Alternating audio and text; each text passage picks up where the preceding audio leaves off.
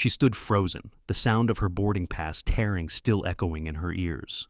The airline worker, poised, polished, and proud, held the two halves in her hand like they were nothing. "You can't just walk into first class because you look the part," the woman said with a smirk. Around them, the airport fell quiet. The terminal's noise dulled beneath the tension now coiled like wire between them.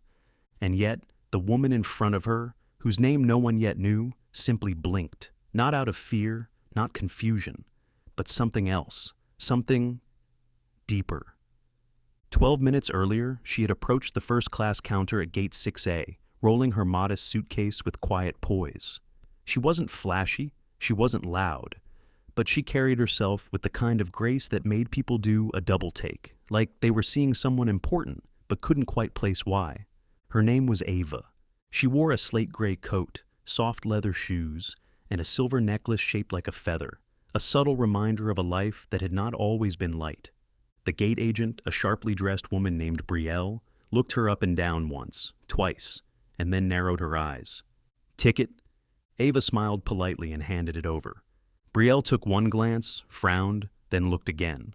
Her mouth tightened. "This can't be right." Ava raised a brow. "It's correct. Seat 1A. Number?" "It's not," Brielle said, and before Ava could react, the gate agent tore the boarding pass in half. The silence around them cracked. A few passengers gasped. One man dropped his coffee. "You don't get to claim first class just because you think you belong in it," Brielle said coldly, loud enough for everyone to hear. "This seat is for elite passengers, real elite passengers." There was a brief flicker behind Ava's eyes. Not rage, not embarrassment, just stillness. A flight attendant who had overheard the scene stepped forward, her face pale. "Brielle, I think you just—" "I know what I'm doing," Brielle snapped. "We can't just let anyone walk in off the street with a fake pass." "Miss," the younger attendant whispered, leaning closer. "She was cleared through security. That's a real ticket." But Brielle wasn't listening. She was too busy being right. And that's when the voice cut through the terminal like a blade. "Is there a problem here?" Everyone turned. From the private corridor beside the boarding gate emerged a woman in a fitted black suit. Subtle gold detailing shimmered at the edge of her cuffs. Her stride was calm, deliberate. No need to rush when you own the ground you walk on. Passengers fell into silence. Even the air seemed to wait. She stopped beside Ava. "I saw what happened." Brielle immediately stiffened. "Ms. Langford—" The woman held up a hand. "Save it." She turned to Ava, and for the first time since the ticket had been torn, Ava's expression softened. She nodded once. The two women exchanged a look. It wasn't just familiarity. It was trust. "Ms. Langford," someone whispered, "that's the CEO." The CEO turned her eyes toward Brielle, calm, controlled, deadly. "That seat you just denied," she said. "It was personally assigned by me." Brielle's mouth opened, but no sound came out. "I thought you understood how discretion worked in this company," Langford continued. "Clearly, I was wrong." Ava said nothing. She didn't need to. 15 minutes later, Ava was seated in 1A. The cabin was quiet, the lights dimmed. The gate agent had been removed, quietly, without spectacle. But the damage had already been done. Or maybe, just maybe, the transformation had just begun. Langford took the seat beside her, not because she needed to, but because she chose to. "Sorry for the theatrics," the CEO said. "I know you prefer subtle entrances." Ava let out a faint smile. "You know I stopped believing in subtle years ago." Langford chuckled. "Still, that was something." Ava stared ahead for a moment, her voice quieter now. "I've gotten used to being underestimated. You either let it poison you, or you let it season you." The CEO turned, watching her closely. "You didn't even flinch." "Because I've had worse things ripped from me than a boarding pass."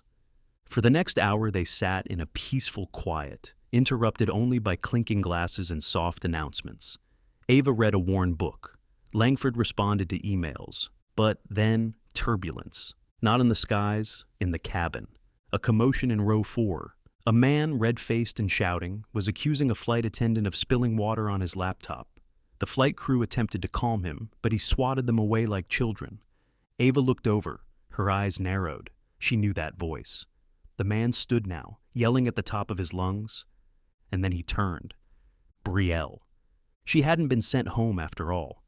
She'd been reassigned as a passenger, on standby, given a seat in business class as an internal disciplinary measure while HR processed her file.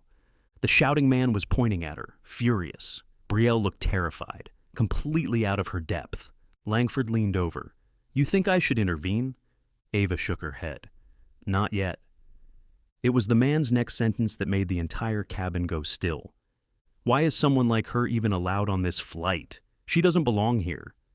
It wasn't about the water anymore. It was about Brielle, her mistake, her shame, her humiliation. And suddenly, she was no longer the gatekeeper. She was the judged. Langford stood, but Ava placed a hand on her arm. "Let me—" Ava walked down the aisle like she was descending a stage. Every pair of eyes followed her. The man laughed bitterly. "Oh, and now we've got— what is this? You two friends or something?" Ava ignored him and turned to Brielle. "You okay?" The former gate agent blinked, tears welling. I don't know what I'm doing here." "You're learning," Ava said softly. "That's something most people never do." Then Ava turned to the man. "You're angry," she said, "but that doesn't give you permission to be cruel. She humiliated you, didn't she? So what, you're forgiving her now?" Ava held his gaze, calm, unshaken. "Yes. Why?" A beat. "Because someone once forgave me too." After the crew de-escalated the situation, the man was reseated away from Brielle. Quiet returned to the cabin. Ava made her way back to 1A, her pace unhurried. Langford was smiling. "You know," she said, "I've worked in this industry for 20 years. I've dealt with investors, politicians, celebrities, but not one of them ever made a whole plane go quiet like that." Ava smirked. "Guess I should tear up my ticket more often." They both laughed. Langford leaned closer. "You ready to tell them who you are yet?" Ava glanced out the window, then back to her. "Not yet, but soon." As the flight touched down, the cabin lights flickered on. People began gathering their things. But one by one, passengers paused at Ava's seat, some just to offer a nod. Others, quiet thank yous. A child even handed her a napkin with a heart scribbled in crayon. And then Brielle approached. No uniform, just a woman, stripped of power, standing raw and uncertain. "I'm sorry," she said. "For everything." Ava nodded. "I know." I thought you were just—" "I know what you thought." Silence stretched. Then Brielle asked, "But who are you?" Ava tilted her head. "I'm the person who funds the scholarship your niece just got accepted for." Brielle's eyes widened. "I'm also the person who co-owns this airline." My name doesn't matter," Ava said, "but what you do next does." She placed a hand gently on Brielle's shoulder. "Let this be the beginning, not the end."